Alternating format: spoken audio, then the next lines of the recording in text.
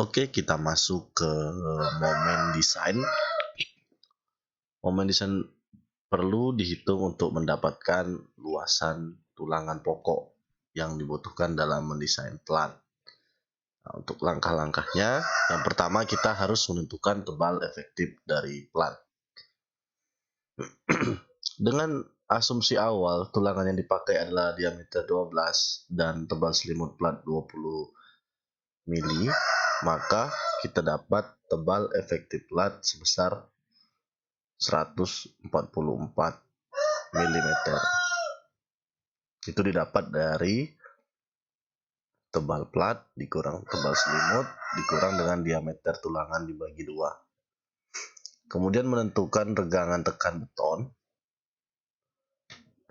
Pada kondisi keruntuhan regangan maksimum yang terjadi pada serat tekan beton terluar besarnya adalah 0,003. Oleh karena itu, ketentuan regangan tekan beton pada kuat momen nominal adalah 0,003. Ini udah ketentuan.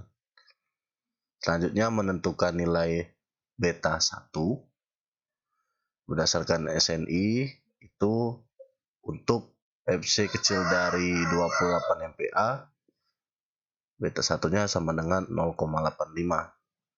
Untuk FC besar dari 28, nilai beta 1-nya 0,85 dikurang 0,05 kali FC kurang 28 per 7 MPa. Dan di mana nilai beta 1 ini tidak boleh lebih kecil dari 0,65. Nah, untuk FC yang digunakan adalah 35 MPa, maka nilai betanya kita dapat 0,8. Nah, 0,8 ini masih besar atau tidak kecil dari 0,65. Selanjutnya kita cari tinggi ekuivalen balok tekan beton dengan lebar efektif dari platnya itu adalah 1000 mm.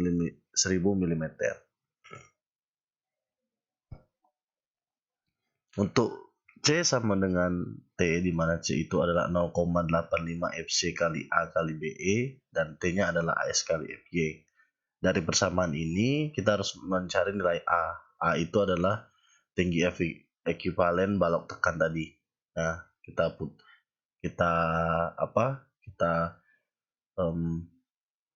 kita kali silang rumusnya, jadi A sama dengan ini rumusnya AS kali FY per 0,85 kali F aksen C kali BE.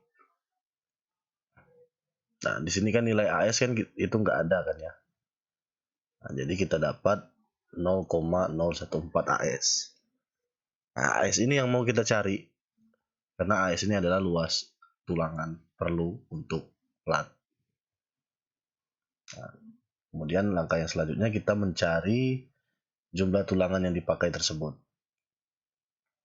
Itu kita harus ada mencari rasio tulangan. Digunakan rumus 0,0018 kali F 420 per FY. Didapatlah 0,018 karena FY kita 420. Nah, pada daerah momen positif, di sini kita akan mendesain daerah momen positif dan negatif. Pada daerah momen positif, kita mencari nilai momen nominalnya, di mana momen nominal ini adalah ketahanan dari si plat itu tadi dengan membagi nilai momen dengan kekuatan reduksinya. Didapatlah 14.223.333 Newton mm.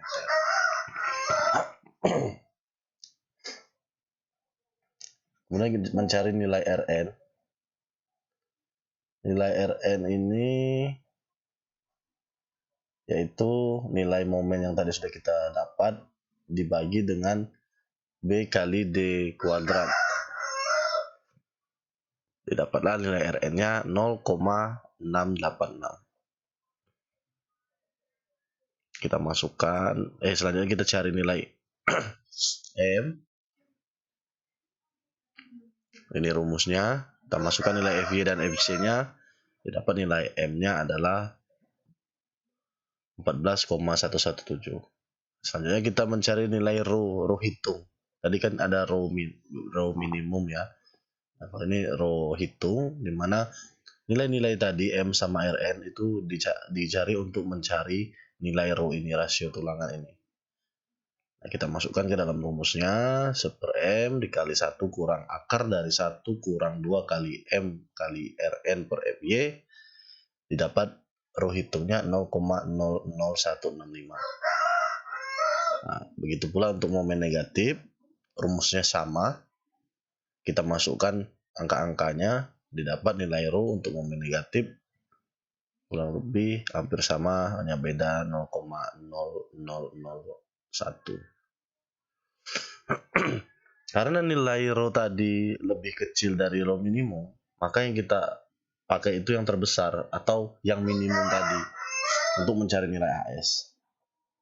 Nah, kita masukkanlah, karena row minimumnya adalah 0,0018, kita pakai yang itu dikali dengan BE-nya ya, luas efektifnya 1000 dikali 144, didapatlah 259,2 mm persegi.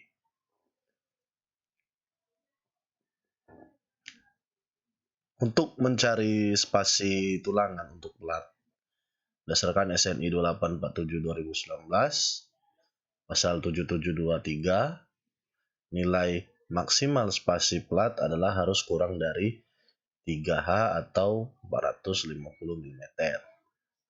Jadi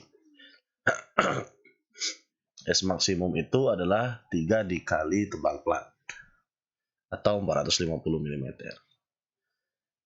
Untuk S dengan menggunakan rumus 3 kali tebal plat adalah 510 mm. Nah, bila kita gunakan diameter 12 jarak 300 mili. Nah, kalau ini kan S maksimumnya ya. Coba kita menggunakan pakai yang ini. Kita cari AS-nya dengan rumus B per S kali 1/4 pi D kuadrat. B-nya ini lebar efektif plat, S-nya ini spasi yang kita pakai, kemudian ini kita kalikan, didapatlah ini luas tulangannya ya, 1/4 pi D kuadrat, karena tulangan itu berbentuk lingkaran, jadi kita menggunakan luas lingkaran. Didapatlah AS bila kita memasang dengan spasi 300 mili, didapatlah AS-nya adalah 376,99. Nah, nilai AS yang kita dapat ini dengan jarak spasi yang kita gunakan ada 300 mili, itu AS-nya lebih besar daripada AS yang diperlukan. Maka dengan spasi 300, penulangan pada plat kita itu boleh. Nah, selanjutnya kita cek regangan yang terjadi.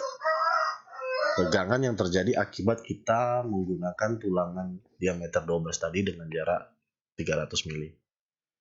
Syaratnya ya tegangan itu harus besar dari 0,005. Dengan tadi kita udah mendapatkan nilai A yaitu 0,014 AS dan AS-nya yang kita pasang itu adalah 376,99. Kita kalikan, didapat A-nya adalah 3,629 mm. Kemudian kita cari nilai C. C itu A bagi beta, didapat 4,536. Nilai tegangannya itu menggunakan rumus epsilon CU bagi C kurang D dikali D kurang C, didapat 0,092.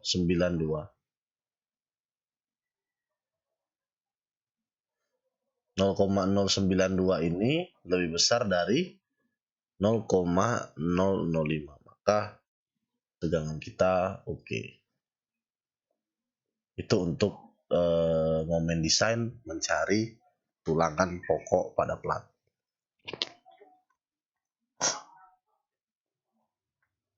Selanjutnya geser desain.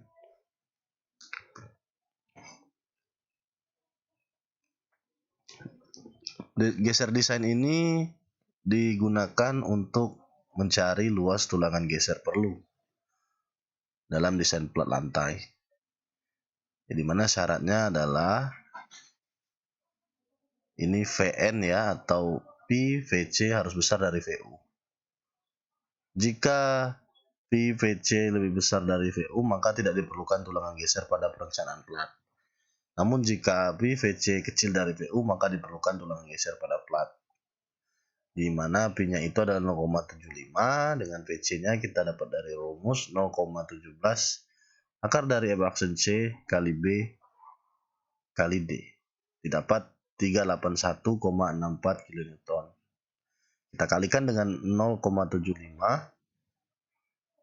maka VC-nya adalah P VC-nya adalah 286,24. Nah, ini lebih besar dari nilai geser perlu yang udah kita cari di perhitungan sebelumnya.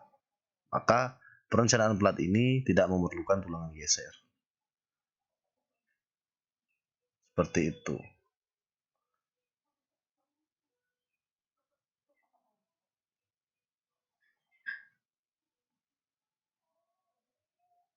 Oke, baik. Mungkin untuk perencanaan plat sampai di sini dulu. Selanjutnya mungkin akan dibahas mengenai detail penulangan untuk plat. Terima kasih. Selamat mencoba mengerjakan tugasnya.